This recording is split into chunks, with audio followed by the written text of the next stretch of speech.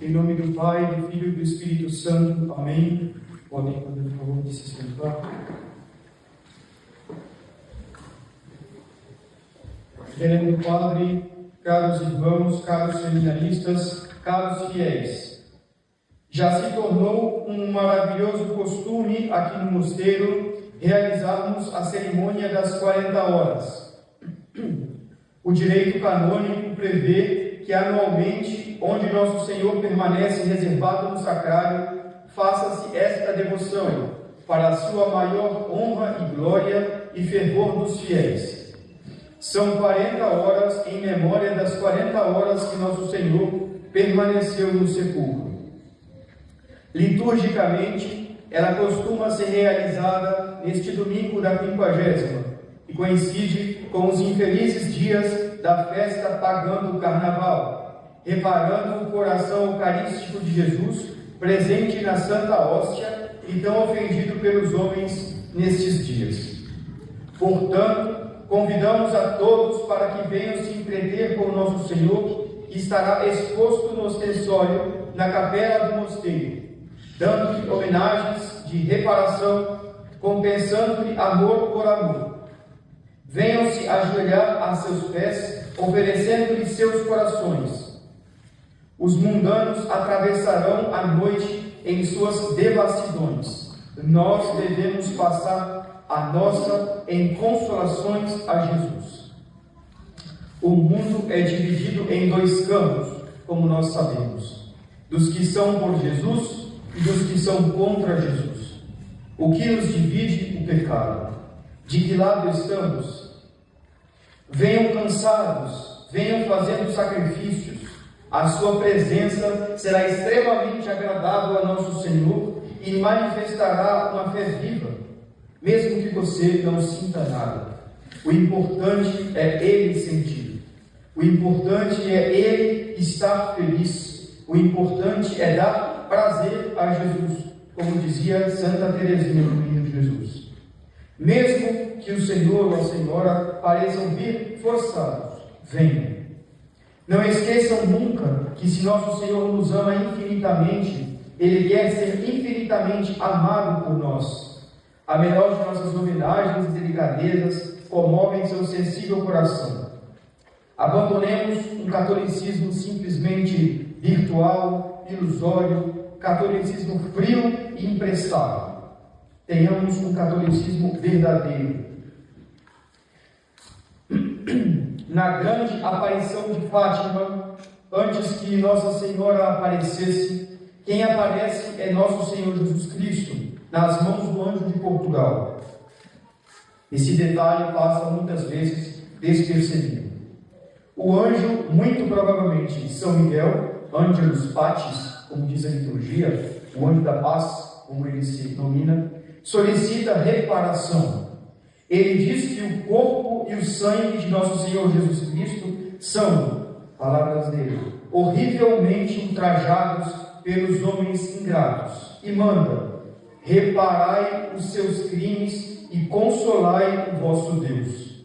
Consolai o vosso Deus. Que grandeza! O Rei de tremenda majestade quer nossas consolações.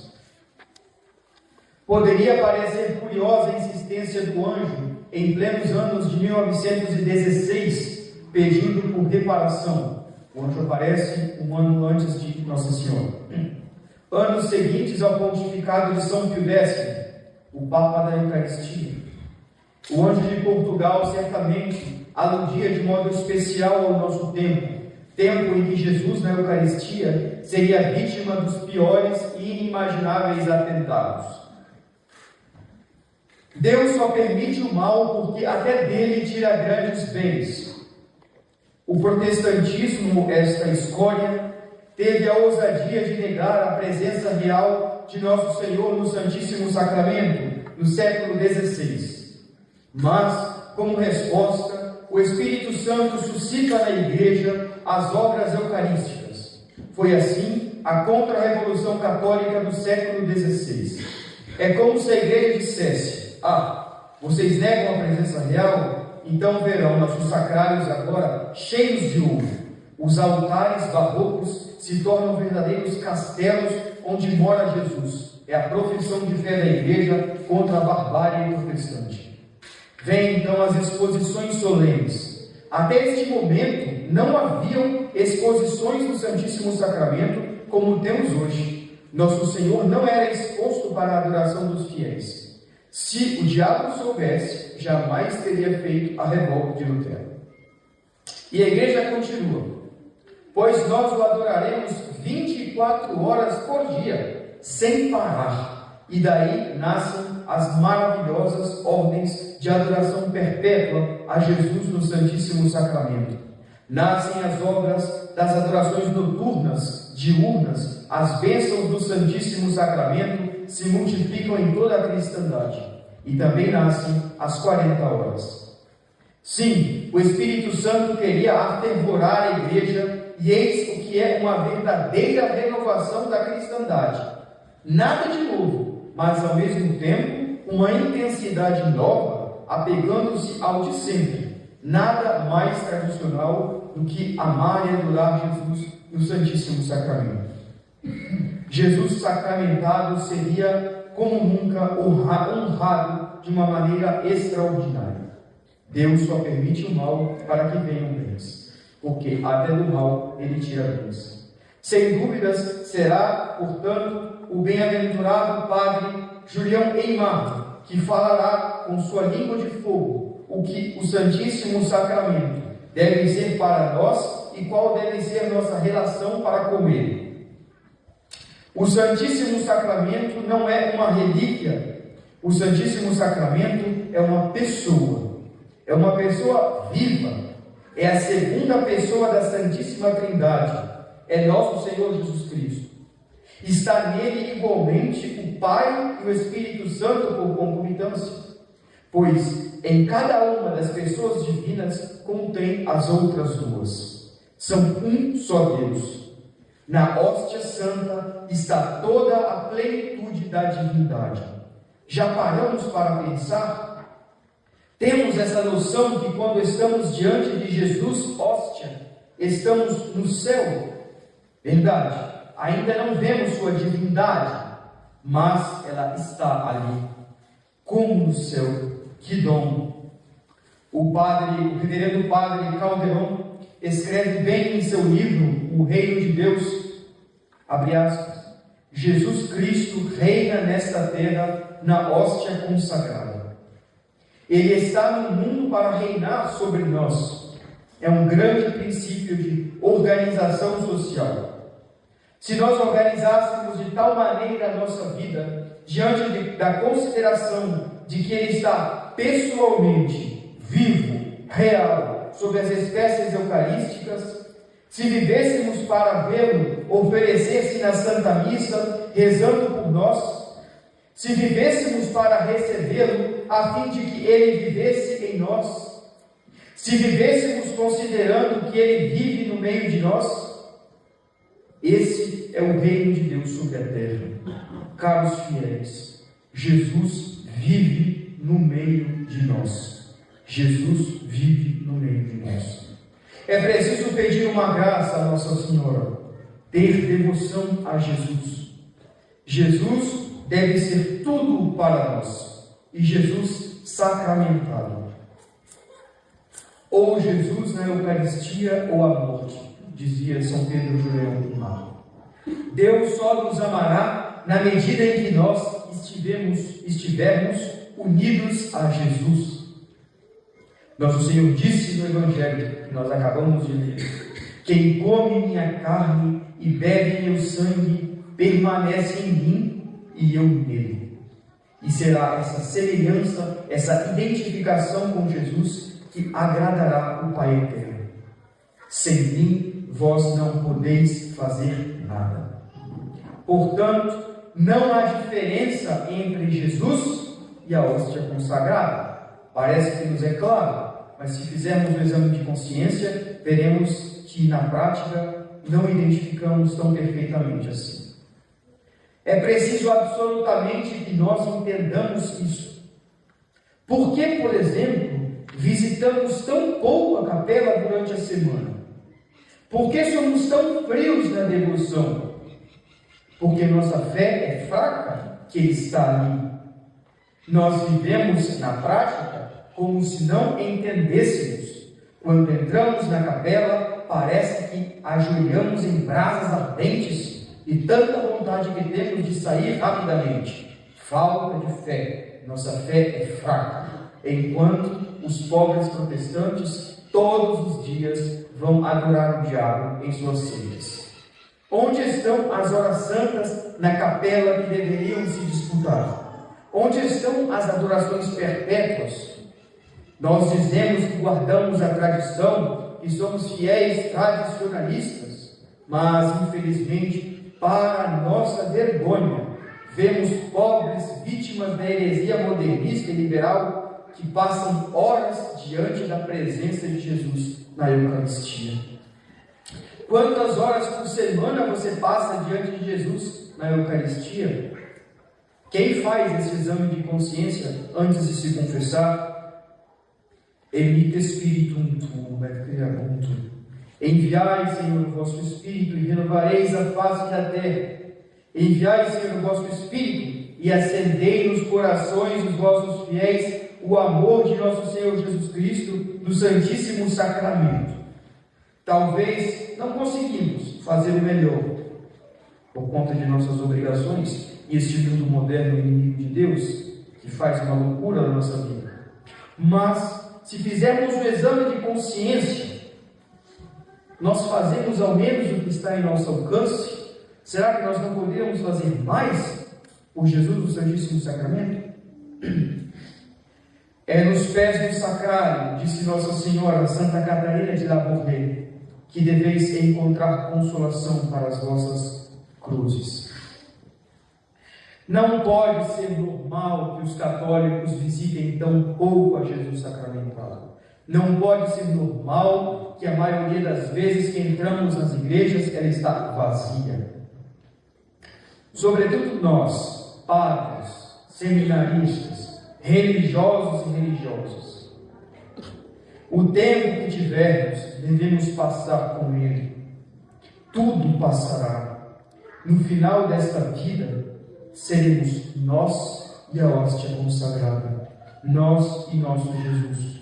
Nós dois, em nosso leito de morte. O céu não é outra coisa senão Jesus, que levantará o véu de sua hóstia e se deixará ver em sua glória e sua divindade. Mas Ele já está aqui. Ele estará aqui em alguns instantes.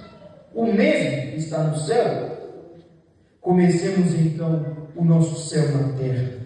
Jesus fez tudo o que podia para que a terra já fosse para nós uma antessala do céu. Se não vivemos um céu na terra com Ele, não é por culpa de Jesus, mas por nossa culpa. Os primeiros cristãos viviam para isso, vendiam tudo o que tinham para ficar perto de Jesus o máximo que podiam. Desprezavam tudo, queriam um martírio para poder estar perto de Jesus sem interrupção. Dona Félia diz que a vida religiosa é o que sobrou da vida católica primitiva. Os católicos da igreja primitiva viviam, em sua maioria, como os religiosos da igreja. Bem, é verdade que o Espírito Santo conduziu a igreja e os cristãos para a organização social e etc. Mas o fervor deveria permanecer. Como somos então católicos degenerados? Muitas vezes chegamos para assistir à missa e vamos conversar antes de ver Jesus. Muitas vezes isso acontece. Vamos para a missa e paramos à porta da capela para conversar. Vamos a uma casa religiosa e não pedimos para visitar Jesus no Santíssimo Sacramento.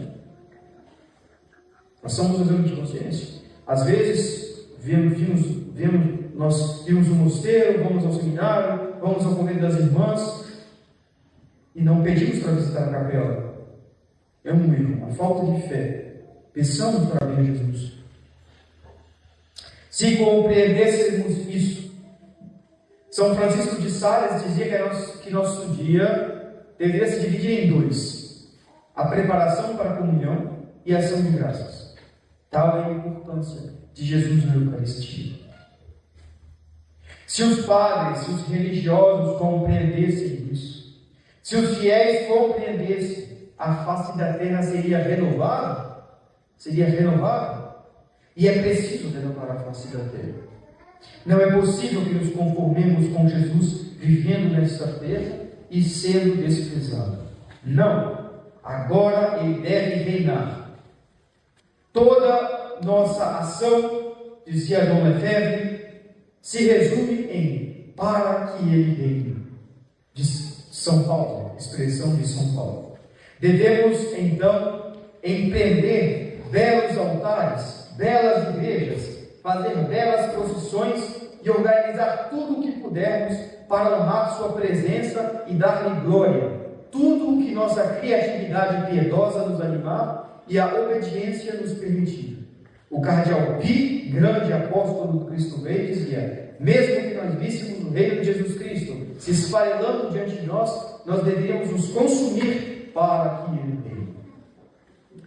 É uma forma infalível de santidade para os lares, para as famílias que são verdadeiros santuários eucarísticos, são santuários de paz.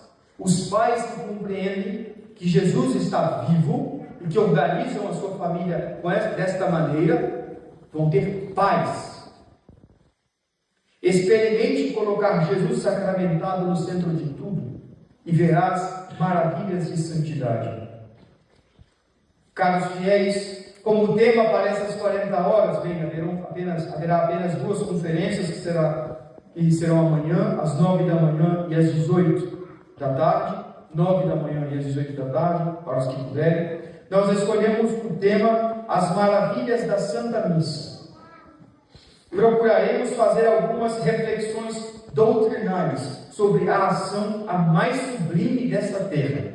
Jesus oferecendo-se a seu Pai no altar. Nós queremos assim fazê-los o quanto nos é possível, apreciar e aproveitar ainda mais deste tesouro infinito, causa de todas as graças. Muitas vezes nós sofremos por nossa culpa. Deus estaria pronto para nos tirar de apuros se nós fôssemos lá onde Ele quer nos livrar. A missa em primeiro lugar. Nada maior que Jesus, e em Jesus, nada maior que seu sacrifício. Jesus está presente no Santíssimo Sacramento com seu corpo glorioso, certo? Mas em uma qualidade especial, está em condição de vítima. Sim, é impossível separar a hóstia do ostensório de prata que nós adoraremos da hóstia que foi a da missa e a do Calvário. A Santa Missa é Jesus oferecendo sua vida pelo oferecimento separado de seu corpo e de seu sangue, significando sua morte mística por nossa salvação. Ora, isso não é outra coisa senão o Calvário. Ostensório, Calvário e missa. A missa é o Calvário colocado em nosso alcance, à nossa disposição. O ostensório é a exposição dessa vítima imolada. O ostensório é a exposição desta vítima imolada, no qual habita toda a plenitude da divindade, o qual não cessa, como diz São Paulo, de rezar por nós. Deus não ama nada mais nesta terra do que esta hóstia. São Pedro de Julião e Mar diz que o amor de Jesus fez multiplicar os sacrários para, vendo-o sacramentado em todas as partes, o Pai não achasse no mundo lugar para castigar. A missa é Jesus rezando por nós diante de seu Pai. O Pai eterno nos ouve quando nós rezamos por bondade, mas quando Jesus reza, O Pai não ouve por bondade, o Pai ouve por justiça. Como não viver na Santa Missa? Quem fala a hóstia fala a vítima. Poderíamos dizer que quando olhamos para o ostensório, olhamos para um crucifixo vivo. Ali está o mesmo coração do Calvário, vivo, real, com os mesmos sentimentos, com as mesmas intenções de honrar e adorar seu Pai, repará-lo em nosso lugar. Ali ele está com a mesma intenção de nos livrar das garras da morte, de agradecer por nós a seu Pai e de rezar para que nós nos salvemos. Quer dizer, de realizar os nossos deveres de religião. A maior alegria de um religioso, de uma alma consagrada, de Santo Afonso Maria de Ligório, é morar debaixo do mesmo teto de Jesus. Se somos salvos é porque Jesus pediu para que nós o fôssemos. Foi o pedido de Jesus que nos salvou. E como ele pediu? Ele pediu, trocando nossa salvação pela sua vida humana deposta na cruz. A tremenda justiça de Deus decretou que nossa salvação custaria uma reparação, em teologia se diz, ex toto rigore justitiae, com todo o rigor da justiça. Lesamos externamente uma glória que Deus tem direito. Só um Deus poderia falar isso, pois a glória de Deus é infinita. Ora, a missa é essa troca, se passando diante de nossos olhos. Deus nos salva, Jesus morre. Pai, tome minha vida e dê a eles o céu. Que hino de glória em Santíssima Trindade. Como Santo Tomás se refere, é a obediência redentora do Cristo. A nossa desobediência nos condena e a obediência de Jesus, até a morte de cruz, nos salva. Jesus oferece seu corpo e seu sangue que valem no infinito, por serem o corpo e o sangue unidos a uma pessoa divina. Portanto, essa homenagem de obediência cantada por ele no Calvário, que ele canta na missa, satisfaz a rigorosíssima justiça vingativa de Deus. Assim, nós somos salvos. É esta hóstia que nos salva. Em alguns instantes, estaremos diante do Cordeiro imolado de Deus. Com que devoção não devemos dobrar nossos joelhos e inclinar nossas cabeças? Que amor não deveria nos inflamar, e junto deste amor, que zelo nos deveria nos consumir por ver a igreja no estado em que ela se encontra. Caros fiéis, nós não poderíamos deixar de lembrar a situação atual da igreja e o que o diabo fez. Desde a Basílica de São Pedro até a menor das igrejas, com exceção, bem, graças a Deus, de nossas capelas, nosso Senhor é objeto de um atentado terrível. A nova religião conciliar e sua nova missa. A abominável missa nova. A missa nova é uma invenção do diabo contra nosso Senhor Eucarístico e seu sacrifício. É um pecado pior que o aborto. A missa nova brada aos céus por vingança como nenhum outro pecado. Dizer que este rito agrada a Deus é negar a existência de Deus, é pretender que Deus aceite o protestantismo, é pretender que Deus se contradiz.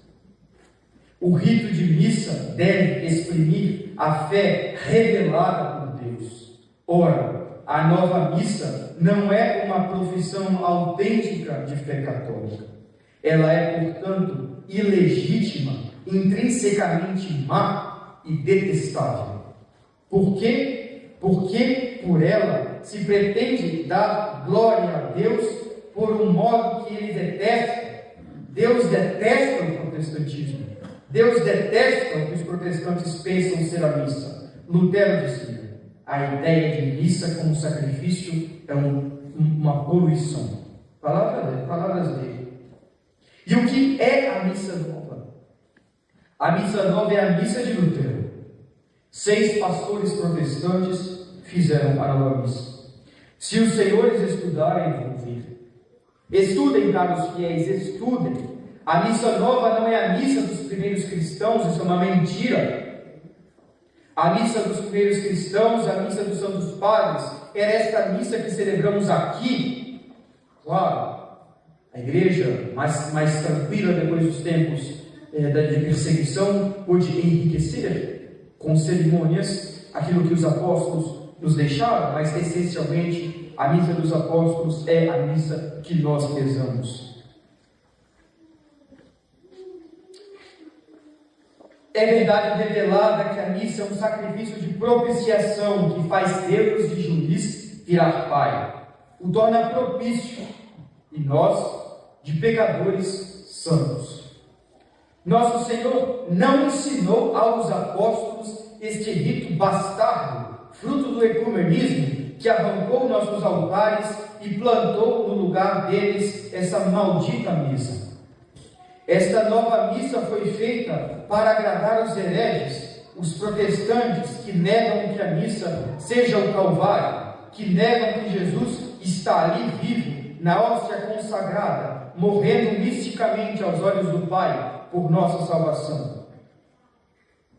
Os modernistas, filhos do diabo, envolveram o sacrifício de nosso Senhor em um rito que ele detesta, diz Monsenhor de Castro Maio, pois ele exprimem mentiras. Só se dá louvor a Deus na verdade. A missa nova não é um rito verdadeiro, ele não é nitidamente católico. Este rito, esta nova religião, foram planejados pelos inimigos de Deus.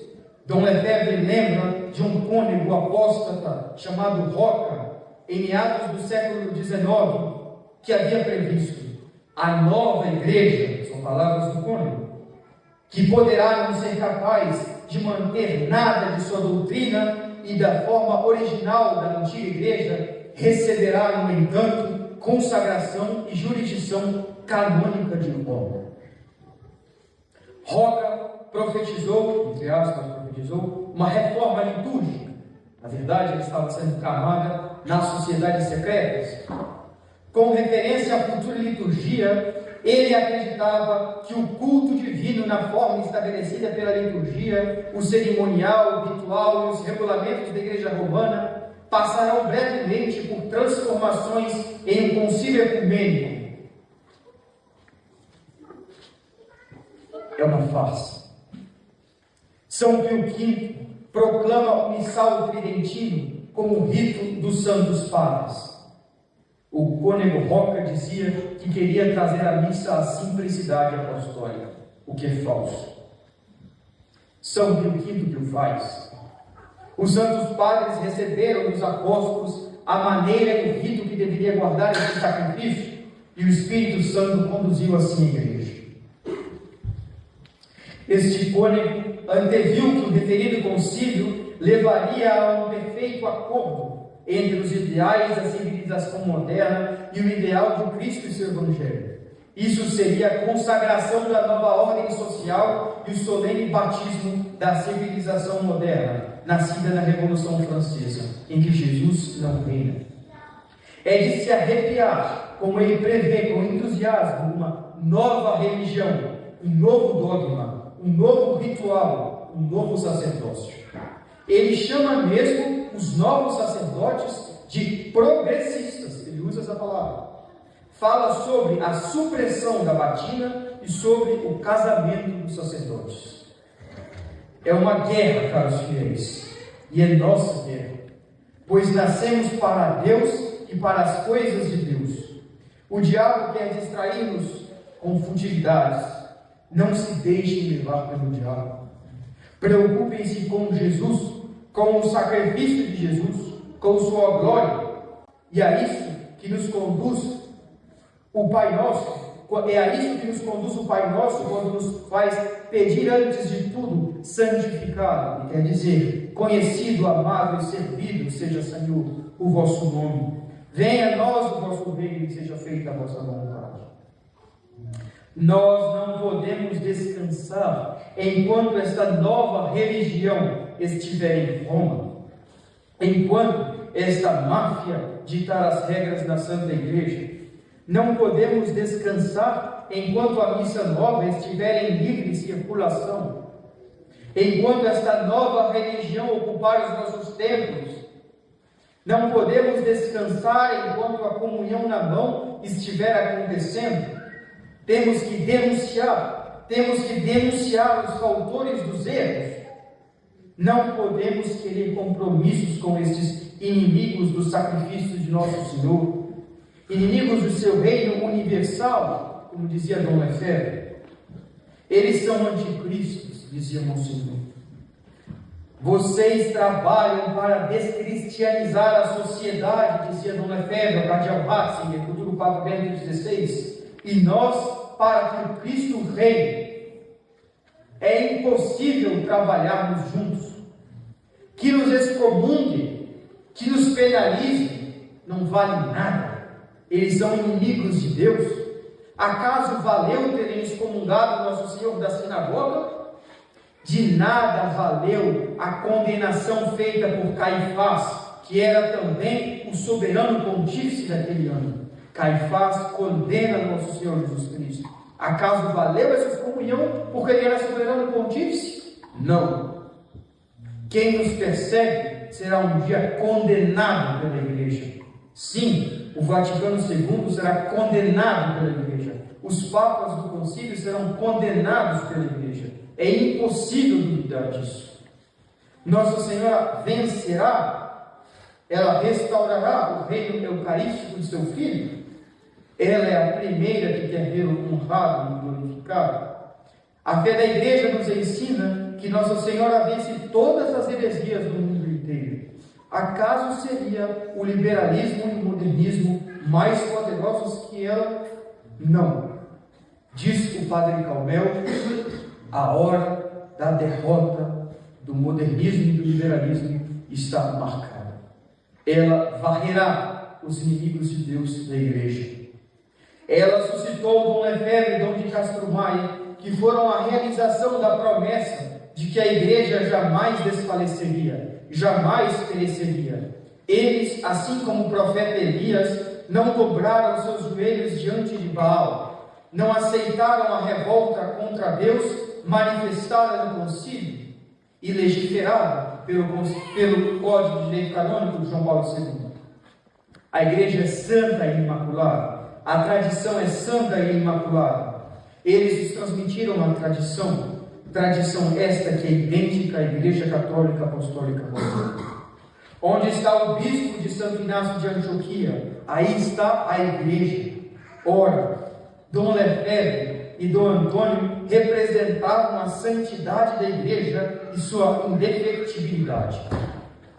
Dom Williamson, com insignes méritos e odor de santidade, nos deixou há poucas semanas, representou igualmente essa indefectibilidade e essa intolerância dos princípios, assim como nossos bispos sagrados por ele, a quem nós devemos estar unidos.